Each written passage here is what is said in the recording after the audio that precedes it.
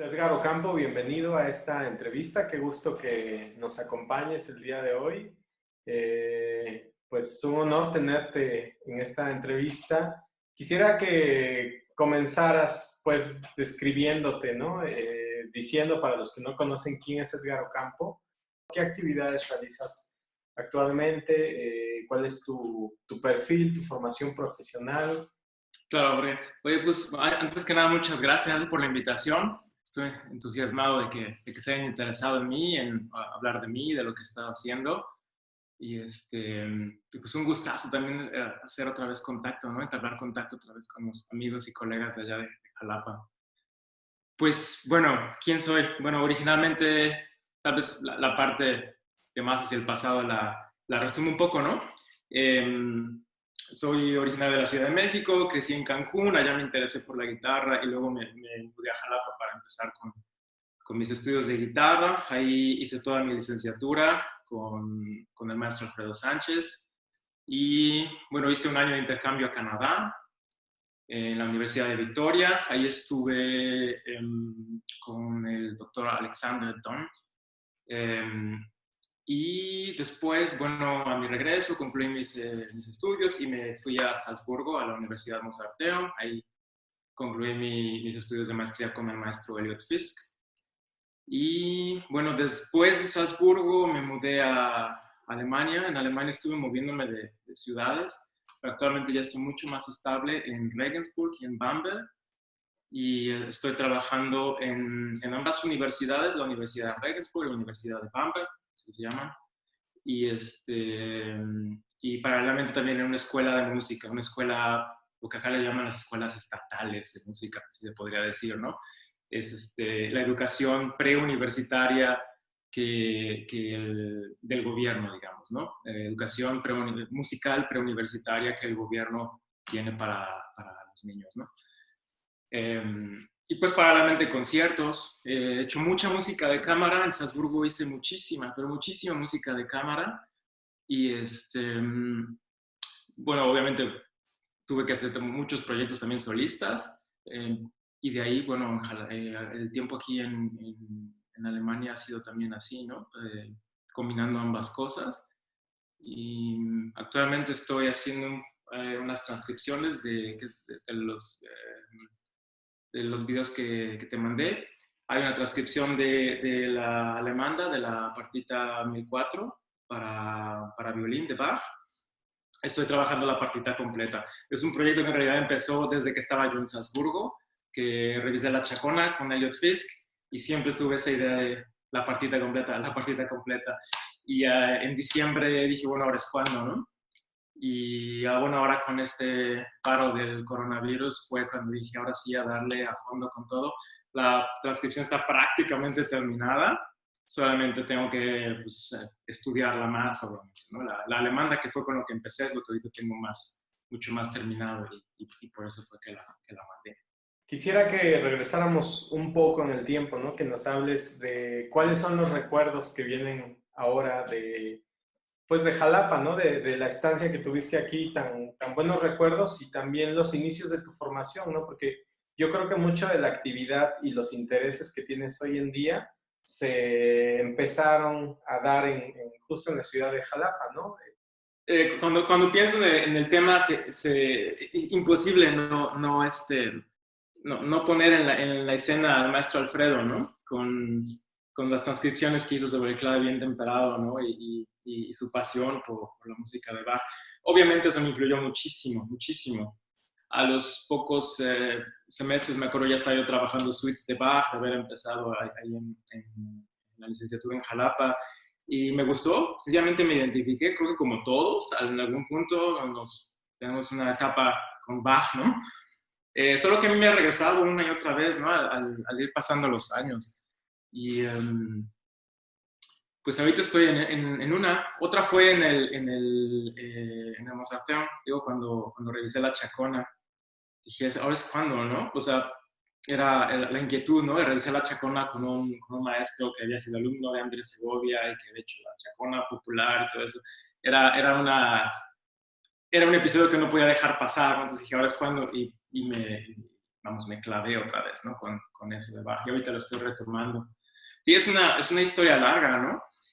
De ahí fuera, bueno, los recuerdos de Jalapa, son muchísimos. ¿Cómo escogerlos, no? Uno es eso que, bueno, hace un rato no lo dije, ¿no? El asunto del montañismo que empezó por ahí creo que debo haber estado empezando el ciclo profesional, si recuerdo bien. Una etapa, un semestre en el que fue un poquito, en realidad, guitarrísticamente un poquito pesado, porque sentía veía venir un camino todavía muy, muy, muy largo, ¿no? Terminar licenciatura, luego maestría, sabía que quería hacer mi maestría en el extranjero y encontrar dónde, cómo financiarla. Sabía que era un camino muy largo y para sentirme, digamos, un tanto libre a salir al mundo a tocar, ¿no? Y en realidad el asunto del montañismo pudiera decir que hubo un factor que también lo propició desde muy, muy en el inicio. Cuando yo tenía unos 13, 14 años, yo creo, leí el libro de Vivian, de Pierce Paul Reed, que narra la tragedia de los Andes, ¿no? Este avión de un equipo de rugby uruguayo que se estrelló en los Andes, ¿no? Y de ahí me comenzó una fascinación sobre la montaña, lo que el humano puede hacer en esos entornos, el papel que juega la condición física, el papel que juega la preparación mental, todo eso, ¿no? Los factores que ellos los tomaron nuevamente por sorpresa y que estaban preparados, ¿no? Para afrontarlos, pero en realidad fue completamente una situación circunstancial, ¿no? Que se dieron ahí. Y me comenzó una fascinación por ese tema. Pero bueno, digamos, ahí quedó, luego elegí mi carrera, la guitarra, Jalapa, todo eso. Y otra vez regresando a esa etapa de Jalapa, que fue un poco así como pesada por sentir que me faltaban muchos años para poder terminar. Eso era, por cierto, en tiempo en el que no existía el modelo flexible, entonces era muy fijo, ¿no? Yo sabía que me faltaban por lo menos unos 6, 7 años para poderme ver fuera, ¿no? Y, y de ahí con conocidos, me acuerdo también que alguna vez en clase el maestro René Baruch nos narraba que años atrás había ido al Pico de Orizaba y todo eso me empezó como a, no sé, me regresó esa fascinación, digamos, ¿no? Y dije, ahora es cuando, ¿no? Y me tomé un semestre un poco más tranquilo pues, en cuestiones de guitarra y empecé a correr. Conocí gente también con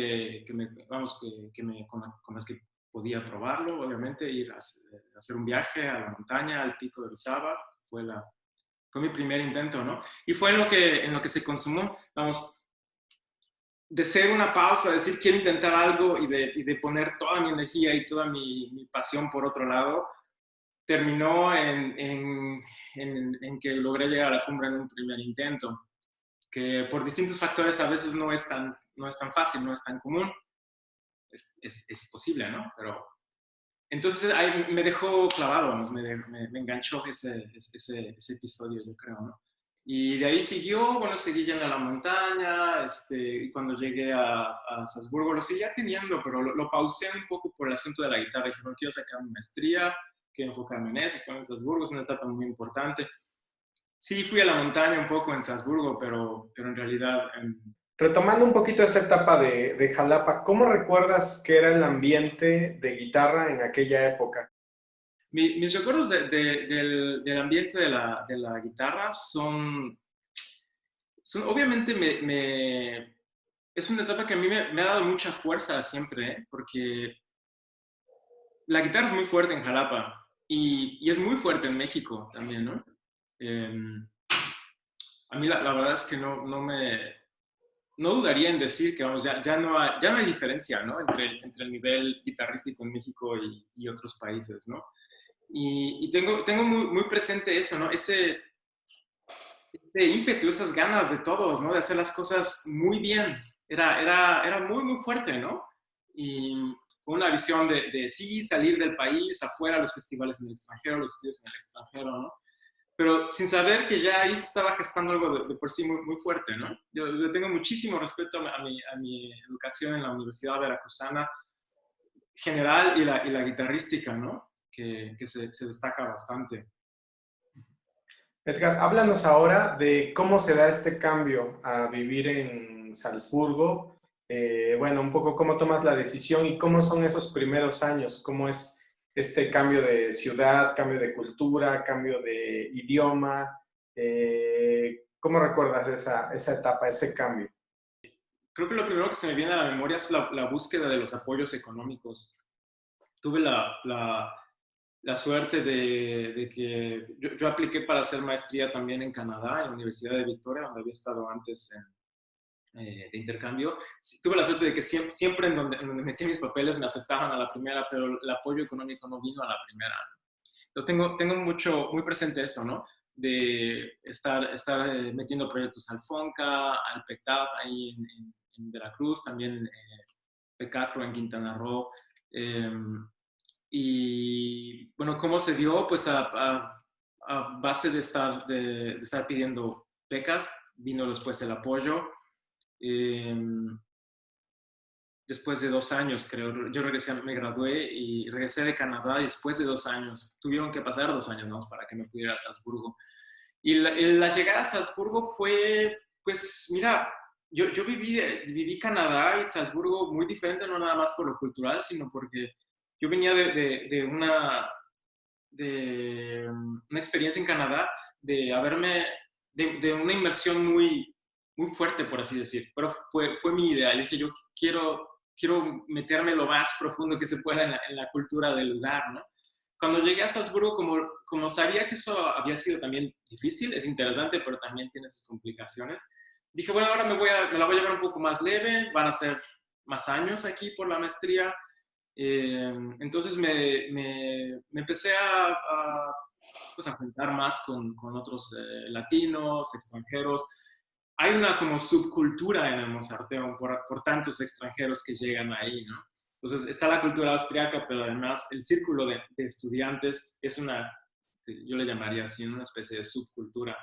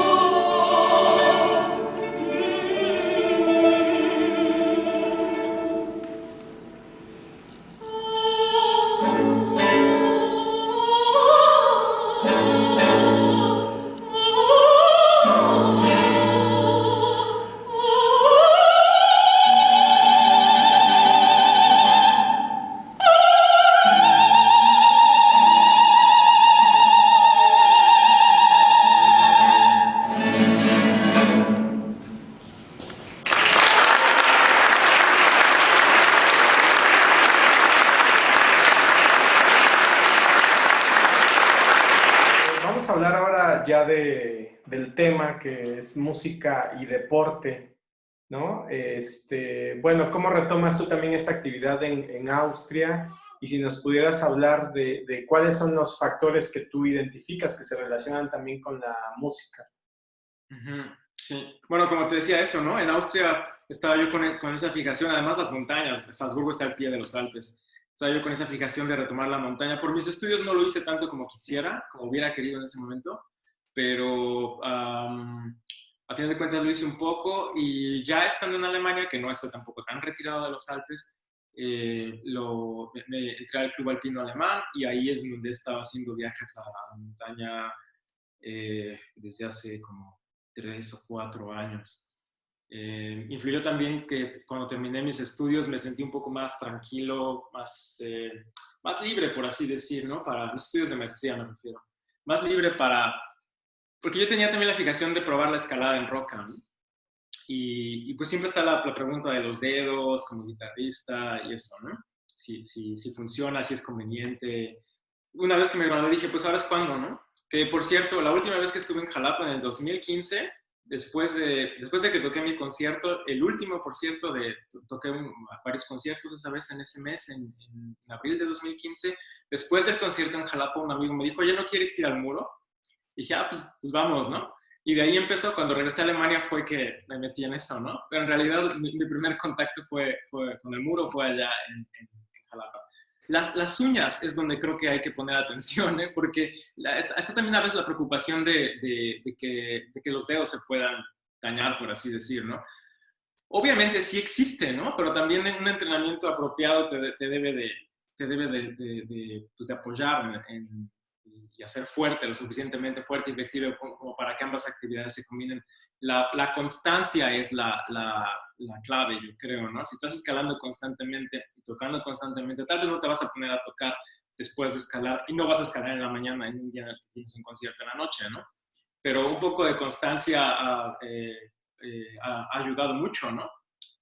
Ahorita, por ejemplo, con este paro no he estado escalando y cuando regrese voy a tener que hacerlo poco a poco. He estado tocando mucho y no he estado escalando. La manera de reincorporarlo tiene que ser paulatina, ¿no? Si un día te subiste, probaste una obra por primera vez y sentiste que va en muy buen camino, obviamente quieres volver a hacerlo para tocar. Si la obra no te sentiste como tú te querías sentir, quieres regresar a volver a intentar. Si te sentiste como en tu ideal, tuviste uno de esos días, concierto perfecto, bonito, a la gente le gustó, yo me sentí bien, todo perfecto, lo quieres repetir. Creo que es la misma psicología exactamente, ¿no? Con la montaña.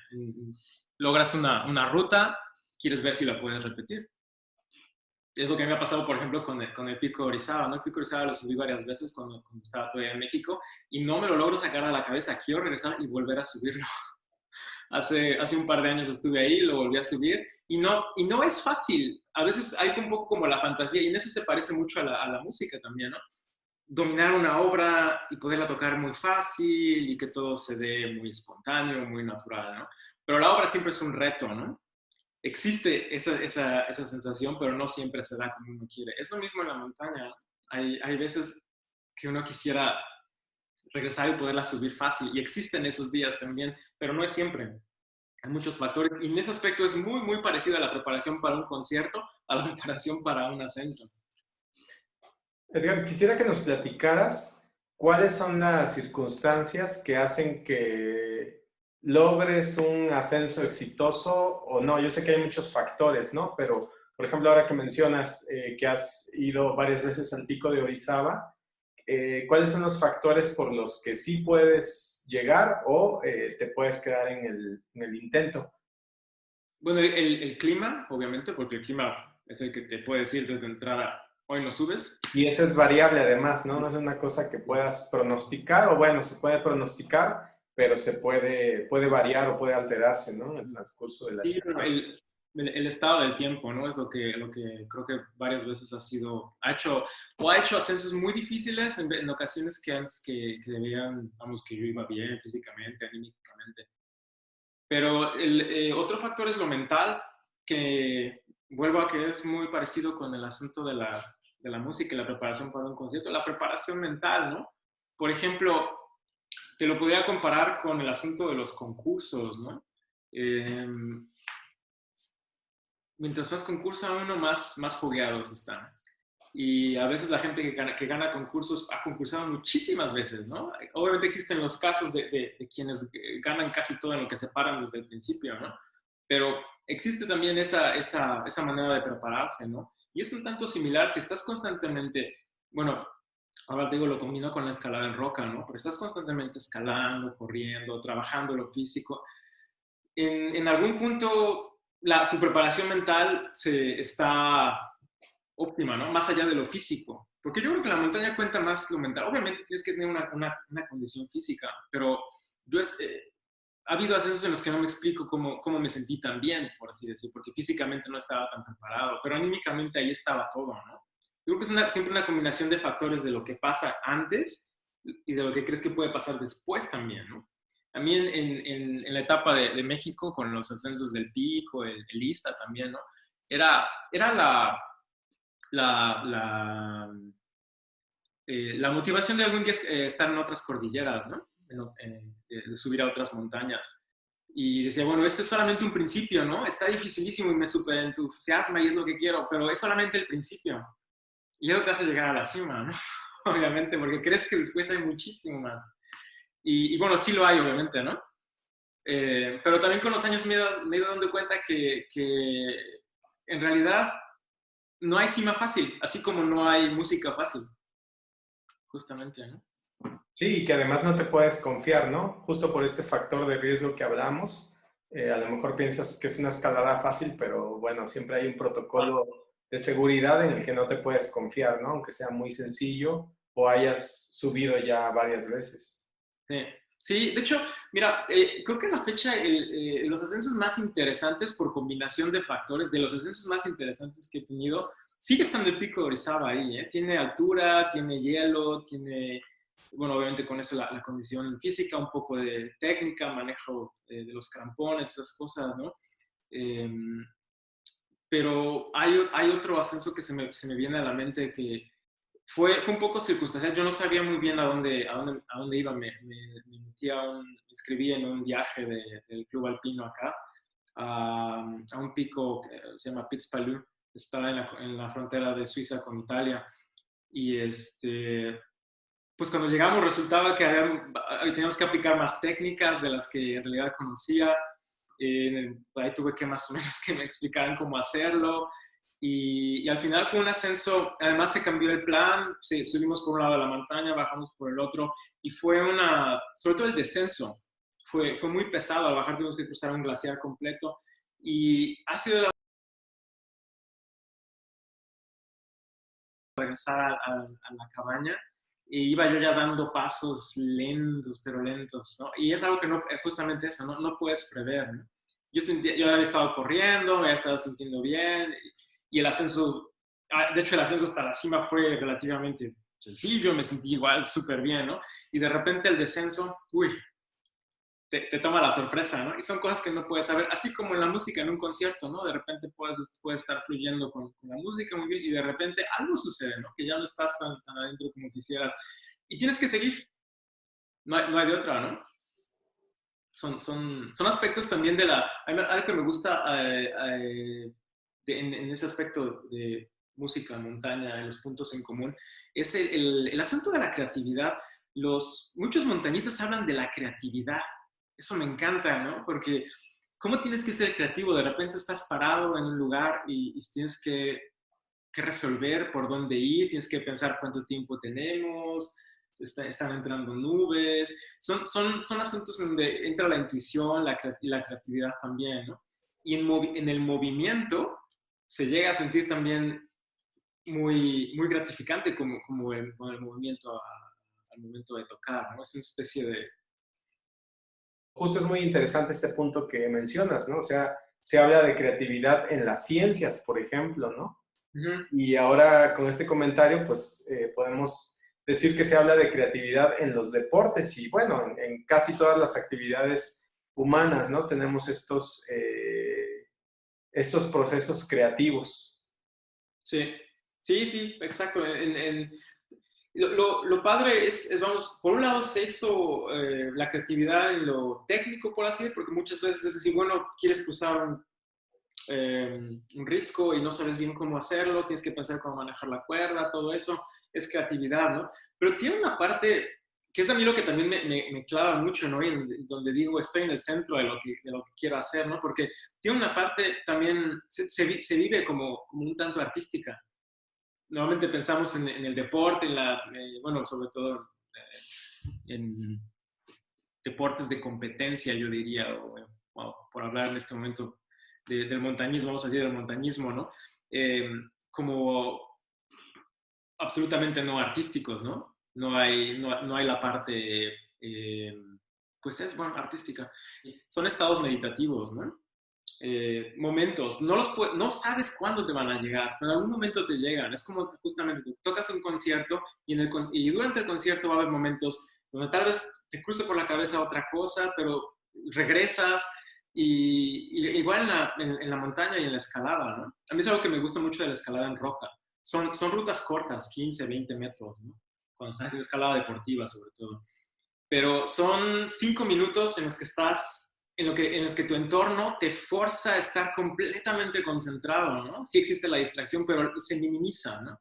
Obviamente en un ascenso a una cima larga, no sé, entre la subida y la bajada, a veces está uno 15 horas, ¿no? Hasta que regresas. Obviamente eso fluctúa, de repente estás adentro, de repente sales, todo eso, pero cuando estás adentro lo vives con una intensidad muy, muy parecida a la música, ¿no? Al aspecto artístico de la música, no nada más técnico.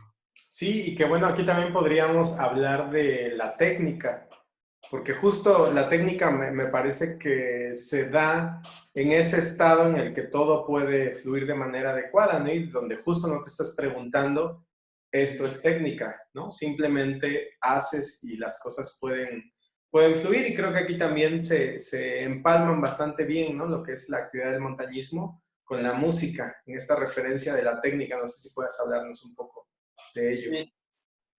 Sí, bueno, por ejemplo, cuando uno está resolviendo un pasaje en la guitarra, en la tranquilidad del estudio, en la casa, puedes estar obviamente pensando, y dices, bueno, si lo hago así, te concentras, todo eso, pero ya en el escenario no quieres estar pensando.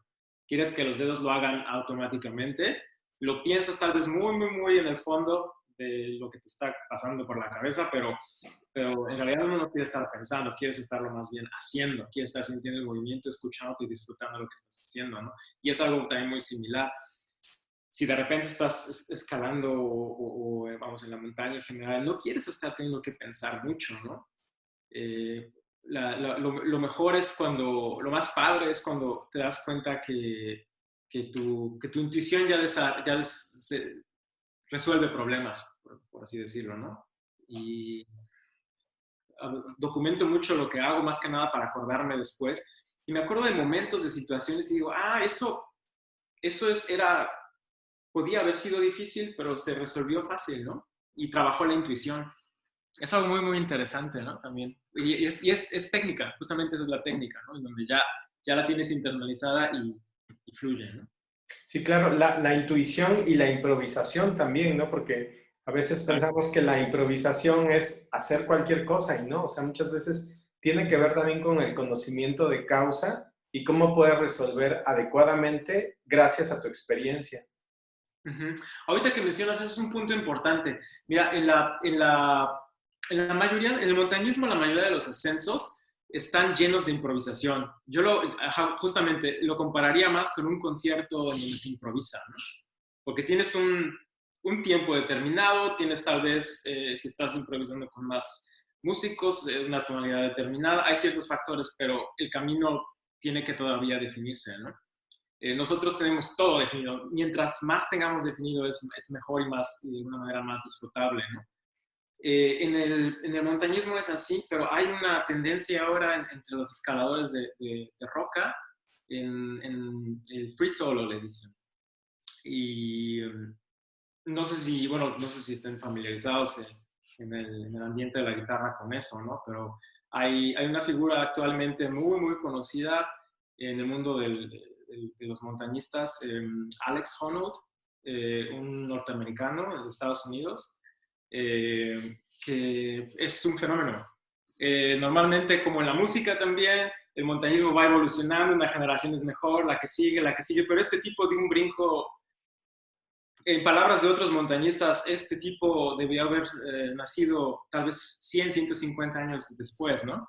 Está haciendo escaladas sin cuerda, únicamente con un poco de magnesia para secarse el sudor de las manos, todo eso. Sube muros verticales de, creo que son como 1000 metros. Hizo hace poco el Capital, es un muro muy conocido en Yosemite, en Estados Unidos. Hizo el primer ascenso completo, free solo, como le dicen, ¿no? Sí, que creo que hay un documental sobre él en Netflix, Ya, me parece, ¿no? y a lo que quería ir es que en palabras de él y de otros escaladores que han hecho también esta disciplina, no es el único, son muy pocos los que lo hacen, pero sí los hay. En palabras de ellos, se aprende en la rutina. Así es como lo logran. Para lograr esa confianza, es decir, puedo escalar eso sin roca, porque obviamente saben que un resbalón y se mueren. Y para lograr esa confianza se aprenden la rutina completa y saben exactamente qué agarres vienen después, dónde puedo poner el pie acá, dónde puedo poner la mano acá, cómo tengo que manejar el balance acá. Y eso se parece más al mundo de los intérpretes, creo, porque tienes todo tu camino súper definido y quieres perfeccionar, obviamente, tu camino desde la primera hasta la última nota lo más posible para que no te salgas de ese territorio conocido, ¿no? Por así decir. Si de repente algo se te sale de control, obviamente uno quiere regresar a lo que tenías estudiado, ¿no? Es algo muy, muy, muy similar. Y este escalador, Alex Honnold, así es como lo describe, es que él se sabe toda la rutina completa de memoria y además la puede recorrer en su mente, ¿no? La estudian así, ¿no?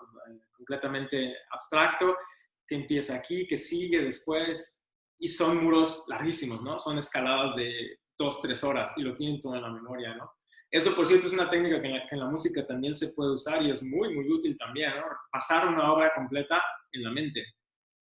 Absolutamente todo lo que hacen los dedos, la sensación del dedo, cómo se siente esta nota cuando la pisas, qué viene acá, qué viene después, la flexibilidad, cómo me siento, esta parte me gusta, esta parte me preocupa, todo, pasar toda la rutina de principio a fin mentalmente. Eso es una técnica también muy, muy útil, ¿no? Para los intérpretes. También está este aspecto de con qué tanta responsabilidad asumes el tocar, por ejemplo, ¿no? Porque, bueno, sabemos, en el deporte puedes poner en riesgo tu vida, en la música tal vez no esté en riesgo tu vida, pero yo creo que ahí también hay como una mentalidad de con qué tanta responsabilidad asumes, ¿no? Esa actividad que estás realizando. Porque cuando tomas la música con mucha responsabilidad, pues entonces justo creo que ahí es donde se podría hacer ese comparativo y tener la misma sensación en ambas disciplinas. Ajá, sí, por así decirlo, el grado necesario de responsabilidad, ¿no? Porque mucha responsabilidad puede también generar mucho estrés, ¿no? Y creo que ahí es donde también a veces se logran buenos conciertos cuando, ya sea por la racha en la que estás pasando, conciertos que diste antes, conciertos que vas a dar después, logras el nivel justo, por decirlo en tus palabras, ¿no? El nivel justo de responsabilidad, ¿no? De hasta dónde realmente me tengo que comprometer y hasta dónde me puedo relajar también, ¿no? O sea, relajar y simplemente disfrutar lo que estoy haciendo, ¿no? Pero el miedo a esa justa medida, ¿no? Puede también de repente generarse, ¿no? Algo que también creo que vale la pena mencionar es en los deportes extremos se vale hablar de miedo.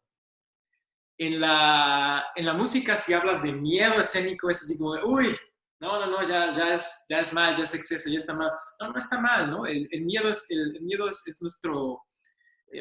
en la psicología, eso lo explica hay un escalador alemán, Alexander Huber se llama, tiene un libro que se llama, bueno, traducido al español ha de ser algo así como El miedo, tu mejor amigo, ¿no? Y explica ahí que nuestras decisiones en realidad se definen por medio ay, espérame, se me fue la palabra. Bueno, por un lado el sistema de miedo y por otro lado el sistema de gratificación. Nosotros tomamos decisiones y buscamos cosas en función de que nos gratifiquen y en función de que nos representen un reto. Y en el punto en donde hay reto, entra la palabra miedo. Lo que pasa es que el miedo es una palabra un poco Estigmatizada, tal vez. estigmatizada. Sí. Y no está mal hablar de miedo, porque el miedo lo necesitamos. El miedo por un lado te dice por dónde te debes de ir y por otro lado te dice por ahí no te vayas. En el asunto de los deportes extremos, por ejemplo, es muy claro. Sabes que tu miedo a, digamos, a las alturas te puede llevar a, no sé, experimentar la montaña, no sé, volar en parapente, distintas cosas, ¿no? Pero por otro lado, también tu miedo en algún punto te va a decir, aguanta por ahí, no te vayas, porque realmente estás fuera del terreno en el que te puedes mover bien, ¿no? Entonces, es algo, lo necesitamos, ¿no? Es parte de nuestro sistema. Y de hecho es un error es uno de los grandes huecos, ¿no? De la sociedad de hoy en día, ¿no? Estamos en un exceso de seguridad, ¿no? Es una fantasía de seguridad, vivimos como creyendo, ¿no? Que podemos vivir seguros, cuando en realidad el miedo lo necesitamos, el riesgo lo necesitamos, estamos codificados de esa forma, ¿no? Y es una parte, yo eso lo he vivido inclusive mucho, bueno, lo he diferenciado eh, pensando en mi etapa en México y mi etapa acá. Mi etapa en México obviamente fue un asunto también de la edad, ¿no? La que yo estaba viviendo, ¿no? Pero eh, pues, de estudiante, dando clases, viviendo al día, sin ahorros, todo eso, ¿no? Y de pasar al mundo acá, en donde ya la estabilidad económica, ya ahorras, en fin, eso es otra manera de vida que de todas maneras sí va a dar por la edad, ¿no? Pero acá se vive de una forma, pues más, tal vez se pudiera decir más gratificante, pero también yo lo he vivido como un poco, yo pienso que es un poco riesgosa, ¿no? Porque ese rollo de vivir al día te mantiene también mucho más enfocado en el presente, como dicen ahora, ¿no? Y es algo también importante, ¿no? Y que tiene mucho que ver con el miedo, ¿no? Cuando sabes que te estás ganando la vida y el dinero que vas recibiendo te va a servir para la semana que viene nada más, te mantienes mucho más enfocado que cuando sabes, pues estoy ahorrando y tengo dinero para esto y el otro y quiero ahorrar y tal vez tengo este proyecto, en fin, ¿no? Dicho en pocas palabras, es una seguridad peligrosa, ¿no? Ajá, con respecto al video del Himalaya, fue el último viaje grande que he hecho, ¿no? El año pasado, vamos, cada año estoy yendo lo más que puedo a los Alpes. Eh, más razón de, no sé, unos 3, 4 viajes. Este año obviamente ya fue diferente por el asunto del coronavirus, ¿no? Pero el año pasado fui a México primero, al Pico de Orizaba y luego a Nepal. Es el último viaje que he hecho. Que además fue un viaje muy interesante en el sentido de que tenía una combinación de muchas cosas que había yo venido haciendo juntas, ¿no? El rollo de viajar, experimentar una cultura nueva, un continente nuevo, y también en la montaña, que ahí los ascensos, por ejemplo, como el Pico de Orizaba, estás haciendo varios, ¿no? Estuvimos más o menos, creo que estuvimos como 18 días, si recuerdo bien, en la montaña, y vamos, ascensos comparables con el Pico de Orizaba hubo como 4 o 5 creo dentro, ¿no? Y vamos, era no nada más el aspecto de la montaña, el ir por la cima, bajar, sino hacerlo y seguir caminando, ir a la que sigue el día siguiente y todo en altura, ¿no? Porque es también otra cosa que yo no había vivido. El Pico de Orizaba, la altura, es en realidad es lograble la cima del Pico de Orizaba sin aclimatizar porque subes y bajas muy rápido. Entonces tu cuerpo no alcanza a enfermarse, ¿no? Del mal de altura, por así decir. Sí, sí se siente, pero no alcanzas a enfermarte de una manera crítica. En el Himalaya tienes que aclimatizar porque te quedas muchos días en la altura. Estás viviendo arriba, alrededor de los 5,000 metros, estuvimos creo que una semana más o menos alrededor de los 5,000 metros, ¿no? Y si haces eso de golpe, como se hace en el Pico de Orizaba, olvídate, el cuerpo se enferma, ¿no? Entonces el rollo de la aclimatación fue una manera diferente de vivir la montaña, empezar poco a poco, subir, así, ir yendo de pueblo en pueblo, acercándote a la montaña, y ya que estás en la montaña hacer un ascenso, bajar y seguir el camino también, ¿no? Porque no era subir, bajar y regresarte a tu casa, no subes a la cima, bajas por el otro lado y te sigues a la otra montaña, ¿no? Fue una travesía, fue un circuito, ¿no? En el área del Everest, de hecho, en la parte del video enfoco, ¿no? Al Everest, que es una de las vistas más padres, ¿no? De la montaña. No fue el punto más cercano en el que estuvimos al Everest, porque de más cerca no lo puedes ver, hay otras montañas que te tapan, ¿no? Pero es un punto muy padre, ¿no? Y además, como se ve en el video, el tiempo estaba padrísimo, ¿no? Cielo azul, despejado, padrísimo, ¿no? Y bueno, entonces hago la toma, ¿no? Porque fue un momento muy padre, ¿no? Y de veras se aprecia la montaña de una manera muy impresionante, ¿no? Yo iba un poco, pues pensando, obviamente quiero ver el Everest, ¿no? Pero me da así como que, el Everest, pues aquí, ¿no? Lo veré y ya, ¿no? A mí lo que me interesa es la montaña, vivirla y sentirme en eso, ¿no? Pero ya que estás ahí y lo ves, es una montaña impresionante, ¿no?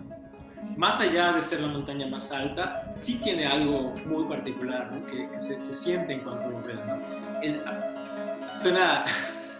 Suena chistoso decirlo así, ¿no? Pero es de veras el tamaño de la montaña que dices, uy, eso es grande, ¿no? Es una cosa impresionante en el Himalaya que no lo ves en los Alpes, por ejemplo. Estás de repente parado, ves los picos, las cordilleras y eso. A veces los ves aquí, en el plano más atrás hay nubes, se te despejan las nubes y salen muchos más atrás, ¿no? El tamaño de la montaña es realmente otra cosa, ¿no?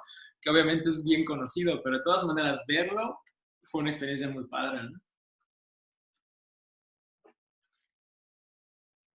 Bueno, quisiera que dieras alguna serie de consejos o recomendaciones desde tu visión de cómo podemos llevar una vida equilibrada y saludable, porque hemos hablado, ¿no? Que es un tema realmente que nos debe importar mucho a los músicos, ¿no? Ya que a veces podemos pasar muchas horas de estudio sentados con poca actividad física y bueno, cómo esto con el paso de los años se puede convertir en una complicación, ¿no? O sea, sabemos que todo el mundo tiene que hacer algún deporte porque es pues una forma saludable, ¿no? De vivir, pero bueno, ¿qué recomendaciones, qué consejos podrías darnos en general para poder acercarnos al deporte o poder combinar esta actividad, ¿no? De la música con el deporte? Uh-huh. Pues yo creo que, bueno, lo primero es probar cosas hasta que uno encuentra algo que le guste mucho, ¿no? Porque hace falta una buena dosis de motivación y de gusto en el asunto, ¿no? Edgar, ¿tienes alguna rutina de estudio, algún calentamiento, algún ejercicio de relajación, ya sea antes de empezar, por ejemplo, a estudiar, ¿no? Sí. En tu día a día o al final también haces tú algunos ejercicios? Bueno, la verdad es que hay días en los que no lo hago, ¿no? Depende de cómo me estoy sintiendo, porque funciona, es igual que con los dedos, hay días que puedes empezar a tocar directo, ¿no? Que ya estás como que ya calentaste, ¿no? Y es algo parecido, creo, también con el cuerpo. Hay días en donde sientes que no te hace falta. Pero sí, hay ejercicios como de estiramiento, sobre todo, combinación de estiramiento con un poco de fuerza, por cierto, ¿no? Que es algo que es un principio que, bueno, no se explica así de entrada, pero la yoga lo aplica mucho, ¿no? En la yoga hay mucha combinación de fuerza y estiramiento, ¿no? Bueno, vamos ya casi hacia el final de la entrevista. Quisiera que nos hablaras ahora sobre este periodo de contingencia, cómo lo has vivido estando allá. En general, la situación, para empezar, la situación aquí es que se está volviendo ya actividades, pero hay mucha discrepancia en los distintos ministerios también, ¿no? Los comunicados que sacan, las reglas que están poniendo, ¿no? Por ejemplo, la escuela de música, que es donde trabajamos con niños y adolescentes, ya inició clases otra vez. Estamos nada más con medidas de sanidad, de mantener distancia. Fuera del salón de clases hay que cortar el cubrebocas.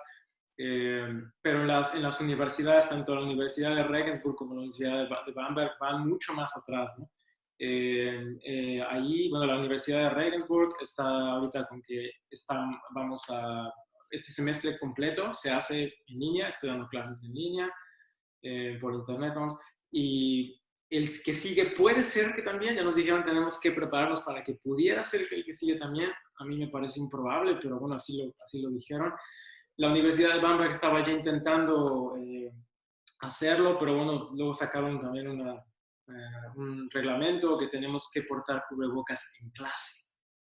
Ahí fue en donde ya para mí se me reestructuró la cosa de otra forma y voy a estar más bien dando clases todavía por internet, ¿no? Porque se me hace muy impráctico, ¿no? Y además tenemos la opción, no están forzando a nadie. La universidad estaba dando la opción, pero no teníamos que hacerlo, ¿no? ¿Y cómo te ha funcionado ese trabajo de dar clases de manera virtual? ¿Cómo han respondido los alumnos? ¿Funciona, no funciona? ¿Cómo se ha dado? Yo creo que fue una buena forma de examinar un poco a los alumnos, ¿no? Porque los que van bien, siguieron bien. Y los que tienen ciertas debilidades, obviamente tuvimos que hacer las cosas un poco diferentes. Yo lo que estoy haciendo en general es ser mucho más puntual, ¿no? Con lo que quiero enseñar. Si vamos a trabajar una cosa, a veces nos tenemos que pasar la hora completa, ¿no? La clase completa trabajando un aspecto.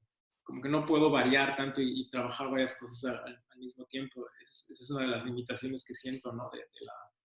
De la pantalla. Entonces, te digo, bueno, los que van bien, sí, siguen bien, pero los que no fue interesante de repente frenar, ¿no? Y decir, bueno, no hace falta, inclusive puede ser positivo, no tratar tantos aspectos en una sola clase, ¿no? Si decir, vamos a trabajar la clase completa, esto, ¿no? Y tu trabajo para la siguiente sesión es eso que estuvimos haciendo aquí, y hacerlo de manera muy intensiva, ¿no?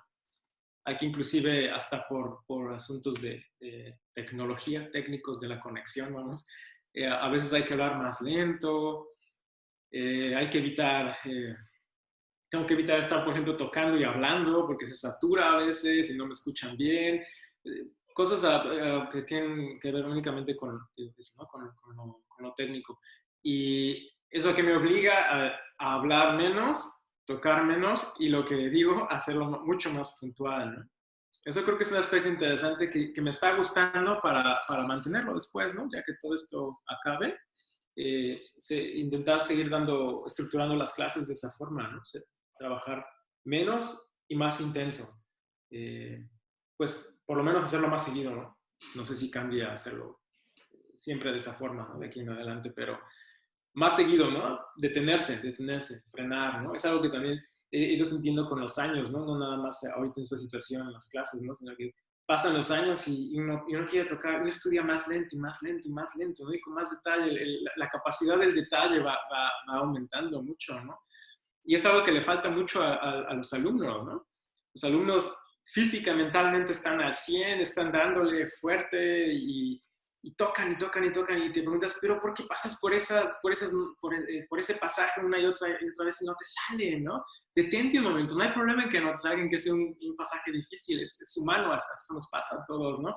Pero detente un momento, juega con él, analízalo, velo de una manera más puramente técnica, goza el movimiento, ¿no? Hay muchas cosas que requieren ese frenar y trabajar en el detalle, ¿no? Eso me ha gustado, ahora sí que eso es lo que me ha gustado de esta etapa, ¿no? Sí, bueno, yo creo que en realidad hay cosas muy positivas, ¿no? De esta educación virtual y sin duda todos estamos aprendiendo mucho, ¿no? Porque los profesores estamos aprendiendo a dar esta modalidad de las clases, pero también los alumnos, ¿no? Yo he notado como una evolución de los alumnos de esas primeras clases y cómo ellos también han ido evolucionando clase con clase, ¿no? Y reciben ahora mejor la información y finalmente nos estamos adaptando a esta modalidad. Además, bueno, pues ahí también algo importantísimo que yo he reflexionado que hemos recuperado también comunicación con gente de pronto que ya no teníamos comunicación, ¿no? Creo que es el caso también contigo, Edgar, yo diría que una de las ventajas, ¿no? O de los beneficios, ¿no? De estar en este periodo de contingencia, en donde hemos recuperado mucha comunicación también con gente, ¿no? Pues ahorita como todos estamos en la misma dinámica de aislamiento, pues bueno, es la forma de comunicación y hemos recuperado esta información, esta comunicación, ¿no? Sí, con ahorita todos que los colegas. justamente, ¿no? Y lo empecé a notar que me estaba contactando gente, ¿no? De mi etapa en México, de la etapa de Jalapa, ¿no? Y decía, por qué me están buscando todos, ¿no? ¿Qué pasa, no? Que curiosamente ahí tal vez valga la pena mencionarlo, ¿no? Que me llamó la atención, pero creo que uno de los aspectos de vivir en el extranjero es que vives más constantemente en esa eh, en esas ganas de recuperar contacto, ¿no? Yo lo noto justamente con eso, con amigos, ex colegas de México o de Canadá también, inclusive algunos de Salzburgo, ¿no? Que no fue hace tanto tiempo, que de repente pues, yo digo, bueno, nos conocimos, pasamos etapas padrísimas, pues nos escribimos todavía, ¿no? Pero la gente cuando crece y vive en el mismo lugar o en lugares similares dentro de la misma cultura, a veces se les olvida, ¿no? Y en el extranjero, para mí ha sido eso algo muy distintivo, ¿no? Que el contacto con mi gente de mi pasado me define mucho. Y creo que tal vez podría decirlo así, la diferencia es que no se te olvida, ¿no? Nuestro pasado, esas etapas nos definen a todos, ¿no? Pero de repente, cuando cambias de cultura, se interrumpe, por así decir, lo que llevabas viviendo en la cultura de la que vienes. Entonces, de ahí en adelante vives con el significado y esos recuerdos de una manera más intensa, ¿no? Estás viviendo una vida nueva, ¿no? Pero la otra no se te olvida. Y la búsqueda de los contactos, esa no cambia, ¿no? A mí me acuerdo que eso fue de las primeras impresiones que tuve cuando me di cuenta que la gente estaba buscando a otras personas ahora con lo del encierro, ¿no? Sí, Y justo decía, en pero este ¿por periodo. qué antes no? Justamente, ¿no? Eso es algo que lo hago todo el tiempo, ¿no? No ha sido para mí algo distintivo de esta etapa, ¿no? Eso lo hago todo el tiempo, pero creo que es porque vivo en el extranjero. Claro. Bueno, Edgar, pues muchísimas gracias por esta entrevista. Ha sido un placer tenerte. La verdad es que pues, todos aquí te recordamos siempre con mucho afecto. Eres uno de los estudiantes también en su momento destacados y que ahorita pues han hecho una trayectoria muy interesante en el extranjero. Y gracias por compartir también tu experiencia que puede servir pues de motivación, ¿no? Para las nuevas generaciones. Y pues también gracias por estos consejos que nos has dado y esta información de pronto cruzando aquí estos mundos, ¿no? Que es el montañismo y la música. Sí, pues gracias a ti, Jorge, antes que nada por la invitación. Desde un principio me entusiasmó mucho la idea, ¿no? De volver a tener contacto, digo, ¿no? Con amigos, colegas de Jalapa, saber que me van a estar escuchando. Y pues un saludo a todos los que me conozcan y, bueno, los que no también, pero obviamente con mucho afecto a todos mis ex maestros y ex compañeros, amigos. Fue una etapa que aprecio muchísimo. Jalapa me definió, ¿no? Me redefinió por completo, ¿no? Es una etapa que yo aprecio muchísimo. Y pues muchas gracias, Jorge. Es un gustazo estar aquí contigo y haber compartido este rato. Gracias, Edgar. Un abrazo. Igualmente, Jorge.